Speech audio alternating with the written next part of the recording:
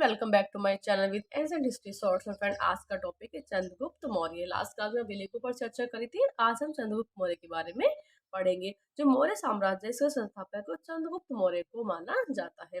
चंद्रगुप्त मौर्य ने घनानंद यानी जो नंद वंश के शासक घनानंद को मारकर इस वंश की नींव डाली थी। लेकिन इसके जन्म और जाति के बारे में विद्वान विभिन्न मतभेद मिलते हैं। कोई ने शूद्र बताता है, कोई ने पारसी कहता है, कोई ने क्षत्रिय कहता है। इस बात को देख लेते हैं। जो ब्राह्मण ग्रंथ है, जो मुद्रा राक्षस है, विष्णु पुराण के टीकाकार श्रीधर स्वामी तथा ढूंढीराज के मुद्रा राक्षस की टीका से शूद्र सिद्ध करते हैं, अर्थात ये लोग उसे शूद्र जाति का मानते हैं। वहीं जैन और बौद्ध ग्रंथ के अनुसार चंद्रगुप्त मौर्य क्षत्रिय वंश से संबंध रखता था, अर्थात ये क्षत्रिय था। वहीं इस पुराण के अनुसार चंद्रगुप्त मौर्य पारसी या फिर ईरानी था। पारसी और ईरानी किसके अनुसार? इस पुनर के अनुसार। वही विशाखदत्त के मुद्रा राक्षस में चंद्रगुप्त मौर्य को वर्षाल अर्थात निम्न कुल का बताया गया है। वहीं स्ट्रैबो, मेगास्थनीज तथा जस्टिन ने चंद्रगुप्त मौर्य को सैंड्रोकोट्स कहा है। क्या कहा है? सैंड्रोकोट्स। किस किसने कहा सैंड्रोकोट्स चंद्रगुप्त मौर्य को? स्ट्रैबो और मेगास्थनीज तथा जस्टिन ने सैंड्रोकोट्स कहा है। वहीं एरियन व प्लूटॉक ने चंद्रगुप्त मौर्य को एंड्रोकोट्स कहा है। लेकिन सर्वप्रथम विलियम जोन्स ने सैंड्रोकोट्स की जो पहचान करी थी वो चंद्रगुप्त मौर्य से करी थी, अर्थात चंद्रगुप्त मौर्य ही सैंड्रोकोट्स। इसके बाद सर्वप्रथम कौन बता रहा है? विलियम जोन्स ने बताया था। वहीं बौद्ध ग्रंथ महापरिनिब्बन सूत्र में मौर्य को पिपली वन के क्षत्रिय बताया गया है।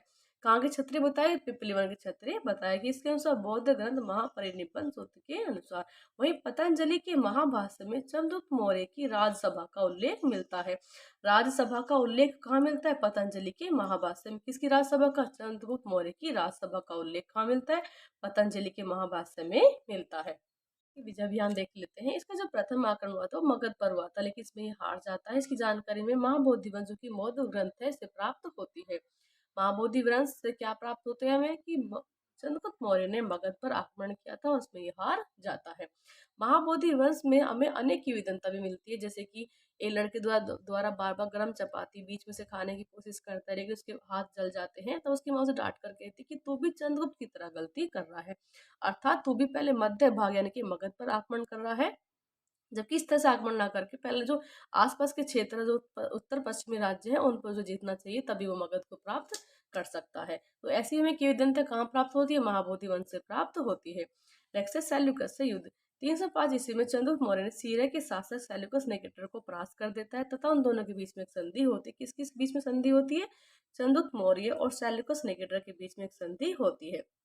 इस संधि के फलस्वरूप क्या होता है कि जो सेल्यूकस है वो अपनी पुत्री हेलेना का विवाह चंद्रगुप्त मौर्य से करता है तथा 4 प्रांतों को दहेज में देने की बात भी करता है। अर्थात हेलेना से शादी करने के उपरांत उसमें 4 प्रांतों को दहेज में दिया जाता है। यहाँ से भी क्वेश्चन आता है कि उनके ये नाम देकर दूसरे नामों से कम पूछ लेता है कि निम्न में से इसका नाम कौन सा या फिर इसका नाम कौन सा है। तो 4 प्रांत कौन कौन से? वो एरिया, अराकोसिया, जैड्रोसिया, पेरोपनिस्टाई। एरिया का नाम क्या है? हेरात है। वहीं अराकोसिया कंधार, जैड्रोसिया मकरान तट या फिर बलोचिस्तान, वहीं पेरोपनिस्टाई का काबुल।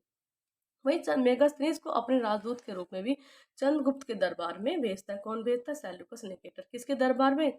चंद्रगुप्त के दरबार में भेजता है। किसे भेजता है? मेगास्थनीज को राजदूत बनाकर भेजता है। और बदले में चंद्रगुप्त मौर्य सेल्यूकस को 500 हाथी उपहार में देता है।